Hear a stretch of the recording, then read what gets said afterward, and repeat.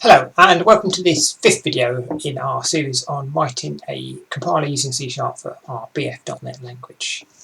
So in the last video we tidied up our program which generates the C# code by having it so you could provide the file or the path to the file as a command line argument, and then we use that to generate the actual program file and the project file, and then we shelled off to .NET to actually build it. In the future we're going to want to actually be able to optimize some of the C# code. So for example, at the moment we generate programs like this, and as you can see at the beginning we've got a series of 8 plus signs. So rather than emitting 8 commands each doing +1, we could generate one command which just does +8.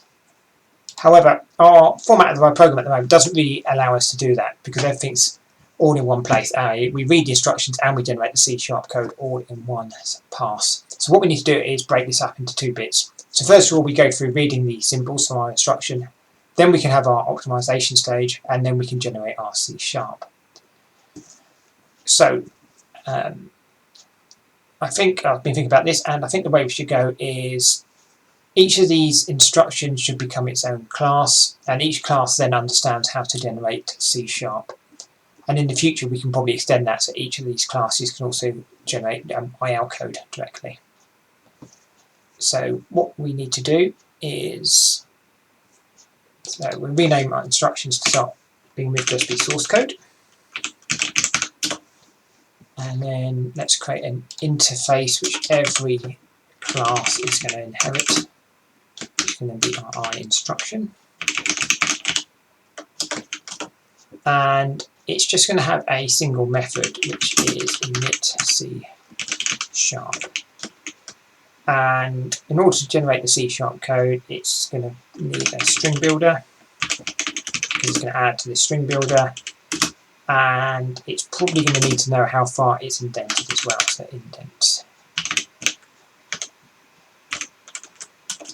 So then our first instruction will then be a class which is move. So that's move our data pointer. Say move right. So that's our greater than sign. So that's going to be an I instruction.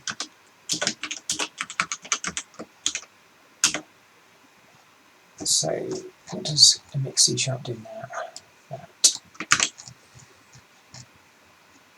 is that, and then our code is that.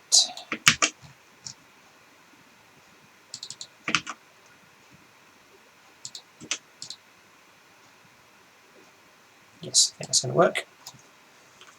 And then we do the same thing for moving left.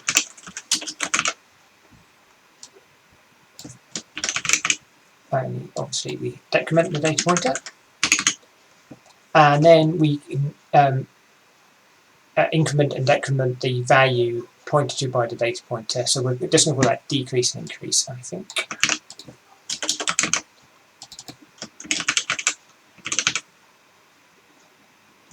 So that's that.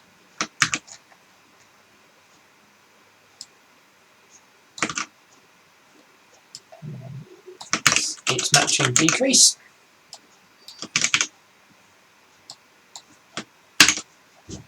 And then we can read and write to the console. So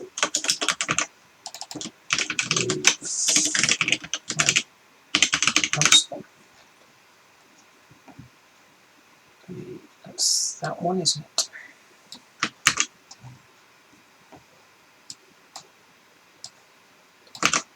And write to console.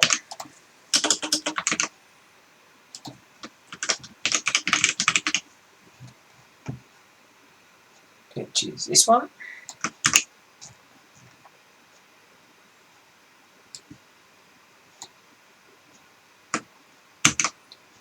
So just check we've got this right. So move right, we increment the data pointer, move left, we decrement it, increase the value, we add in 1 for the moment, decrease, we take 1 off, read from the console, read key, write to the console, write. Okay, we'll come back to loops in a second because they're going to be slightly different.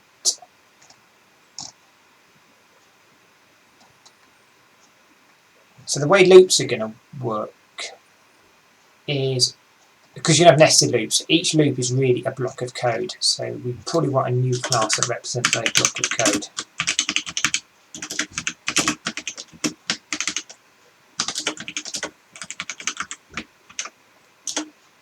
and a block itself is actually just a list of these instructions.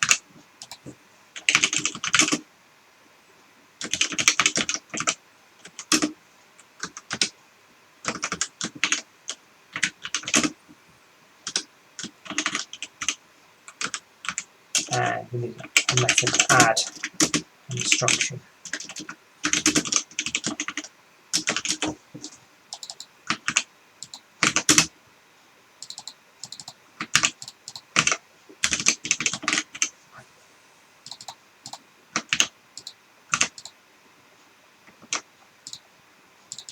I think this is going to work out. So what we do, maybe we need those, let's see, might put them back in. So we start off with a root block.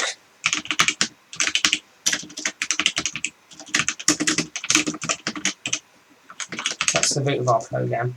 And then instead of emitting this code, we're just going to add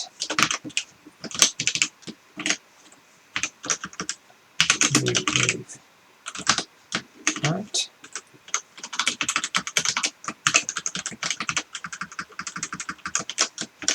Left.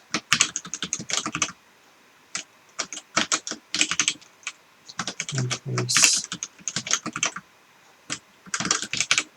Decrease. So we do right to console.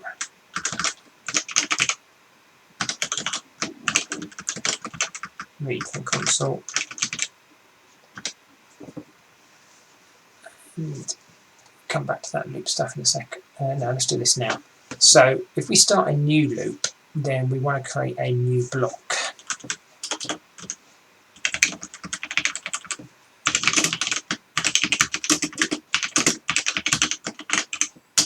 Then we add that block to our root block, as before.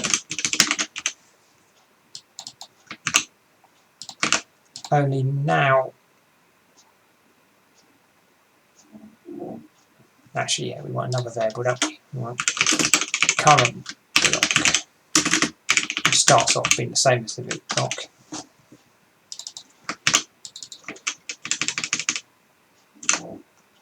And then we say the current block is now the new block. That's fine. However, that's going to do that. So then when we finish a loop, we want to do something like the current block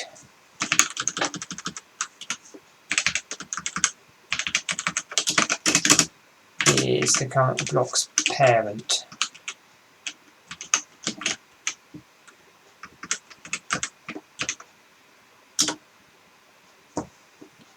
So when we create a block, we need to give it its current parent.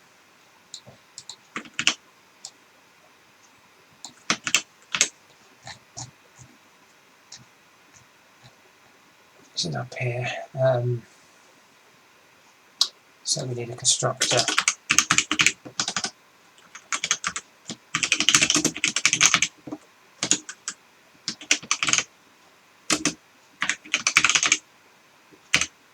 And that's optional. Nullable.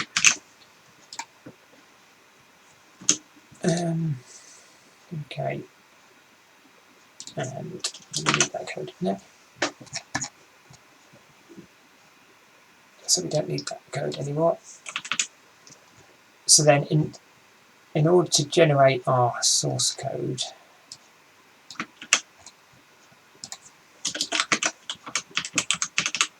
we ask the root block to emit the C# using our string builder and our default indent level of 3. So then our root block has to loop over all the instructions,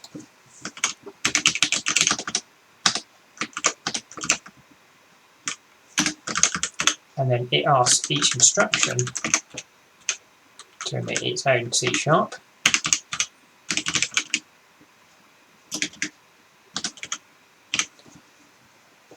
So that's fine for most things. However, if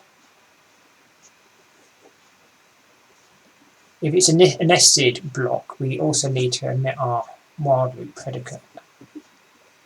And we know it's nested because parent isn't null.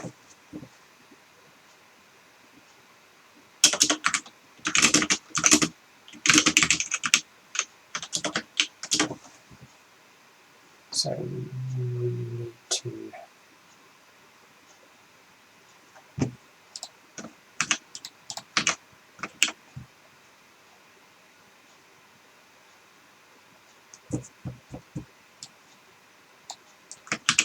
that.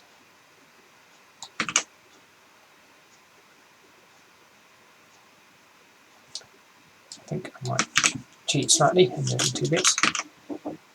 Then we do that, but we're indenting one further level. And then we close off our loop. Otherwise, we just omit the instructions without bothering with the while loop.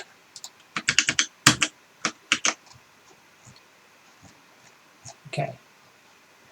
So what we're doing is we create a new root block and we say that's the current block. We add each of our instructions to that block.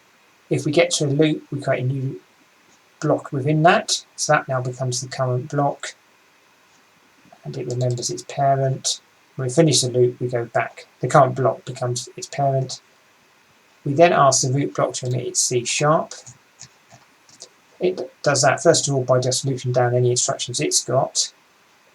If one of those instructions is a block, the next time it comes in here, parent's no longer null. So what it has to do is emit the while loop, then its instructions, indented once further, and then when it gets to the end, it closes that off.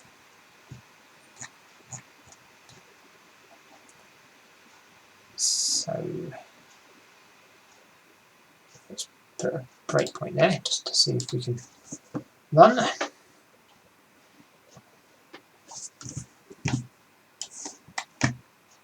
Okay, so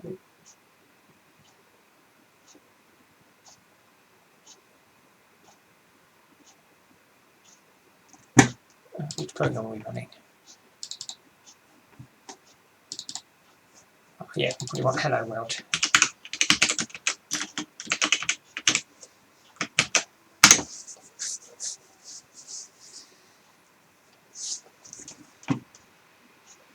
That looks better. So we look at the source code it's generated. So it's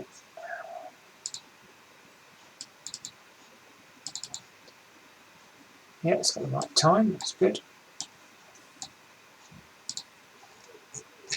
Okay, that looks quite reasonable. And the next thing to see if we can actually run that code.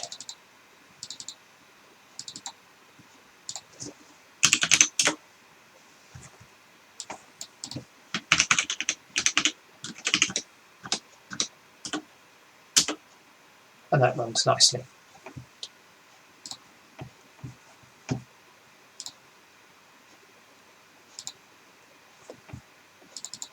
Right, so we've managed to sort of read in our source code and produce this intermediate representation of it, and then we take that and we use that to generate the C#.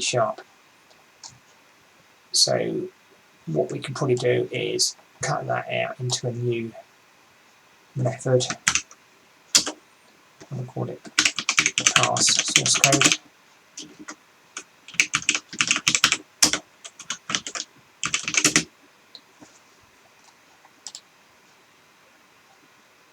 And all of that is really generate C#. Because it's using a using statement, it thinks it's going to return something, so you can tidy that up. Okay.